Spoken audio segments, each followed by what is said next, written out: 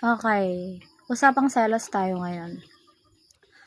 Based on me, pag-usapang selos, para sa akin, that is natural. Diba? Yung mga nagsasabing, hindi ako nagsiselos kapag yung mahal ko may kausap na iba. Nako, hindi talaga ako naniniwala sa ganun. Lalo na kung maganda at gwapo. Imposibleng hindi ka magselos kahit sabihin mong 1%, 5%, diba?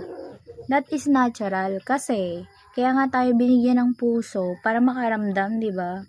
Kaso lang yung iba, binabaliwala na lang. At sabi din ng iba, kailangan mong masanay kasi pag sobrang selosa ka, madali kang iwan ng asawa mo, madali kayong maghiwalay kasi parang nahihigpitan mo siya sa mga bagay-bagay. Pero, natural yun talagang pagsiselos. Ako, naramdaman ko din yun, diba?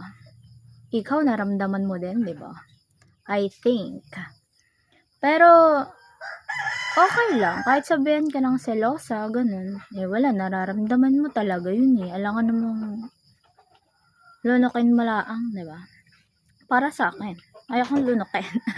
Gusto kong sabihin talaga.